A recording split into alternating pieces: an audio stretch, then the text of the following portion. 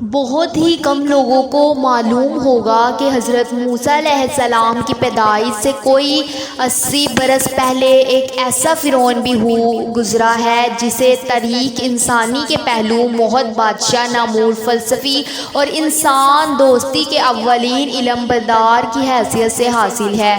یہ اموتاہب چہارم کے نام سے مصر کے ایک تخت پر جلوہ افروز ہوا، لیکن اس فرعون نے 4 سال حکومت کرنے کے بعد اپنا نام تبدیل کر کے اخناتون رکھ لیا اور اپنا مذہب بھی تبدیل کر لیا۔ فرعون اخناتون کا تعلق مصر کے 18ویں حکمران خاندان سے تھا، جو تاریخ انسانی کے چند نامور ترین خاندانوں میں سے ایک ہے۔ انہوں نے مصر پر 250 سال حکومت کی اور یہی مصری تہذیب کے انتہائی عروج کے 250 سال تھے۔ کچھ لوگ اخناتون نامی اس فرعون کو حضرت یوسف علیہ السلام سے منسلک کر دیتے تھے، اور جو ایک تاریخی غلطی ہے، کیونکہ حضرت یوسف علیہ السلام اور اخناتون کے ادوار میں بہت زیادہ فرق پایا جاتا ہے۔ اکثر مورخین اس بات پر متفق ہیں کہ حضرت یوسف علیہ السلام کا دور 2000 قبل مسیح 1600 قبل مسیح کے درمیان ہے۔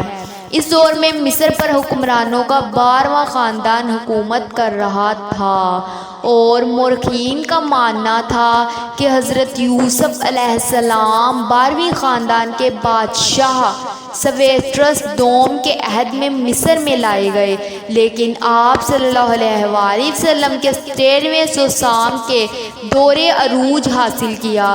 17ویں سوسام کا شمار مصر کے بڑے فاتحین اور قابل ترین حکمرانوں میں 71 سال مصر میں رہنے کے بعد جب آپ اس دنیا سے رخصت ہوئے تو وہ دور 13ویں سوسام کے بیٹے آمن مہات سوم تھا۔ بائبل کے مطابق بھی حضرت یوسف علیہ السلام کے مصر سے خروج سے 430 سال قبل مصر تشریف لے گئے تھے، جبکہ اخناتون نامی فرعون حضرت موسیٰ علیہ السلام سے چند ہی دہائیاں قبل گزار ہے۔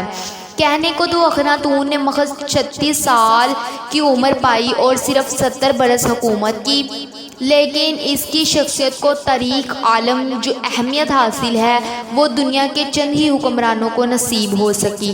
اخناتون نے جب حکومت سنبھالی تو مصر دنیا کی سب سے بڑی پائیپات کے نیچے میں گرفتار تھا۔ لاتعداد دیوی دیوتا مصریوں پر مسلط تھے اور ان کی پیچاری تو اس قدر صاحب اقتدار تھے کہ فرعون وقت بھی کسی حالت میں ان سے ذرا سی بھی خارج مشغول ہو جاتا۔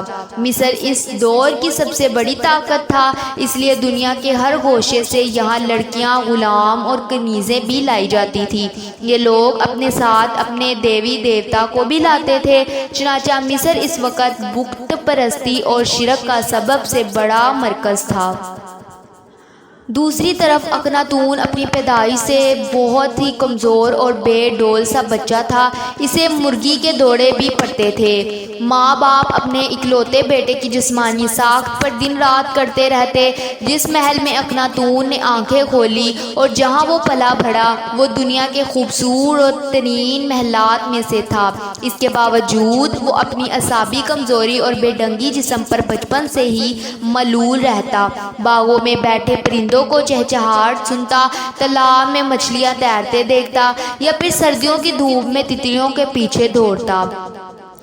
شہزادے کی اس تنہائی پسندی اور فطرت کی اس قربت نے اسے ایک فلسفیانہ ذہن عطا کیا۔ اس کی روح بے شمار خود ساختہ خداؤں سے بھٹک کر خالق حقیقت کی تلاش بے چین رہنے لگی۔ دوسری طرف اس کے بوڑھے ماں باپ یعنی فرعون وقت کو اپنے بیٹے اخناتون کی شادی کی فکر تھی، سو اس نے اخناتون کی شادی متنائی اریائی حکمران کی بیٹی سے کر دی۔ یہی لڑکی آگے چل کر ملکہ نفریتانی کہلائی۔ شہزادہ اخناتون جب 9 برس کا تھا تبھی اس کے باپ نے اخناتون کو اپنی جگہ فرعون نامزد کر دیا، لیکن اخناتون کو حکومت اور بادشاہت میں کوئی دلچسپی نہ تھی۔ وہ حسب معمول اپنا وقت باغات اور کھلی فضاؤں میں ہی گزارتا رہتا۔ شروعات میں تو انتظام حکومت پہلے اس کا باپ اور بعد میں اس کی ماں چلاتے رہے، لیکن 15 سال کی عمر کو پہنچ کر اخناتون نامی اس لڑکے نے ایک خاص فیصلہ کیا۔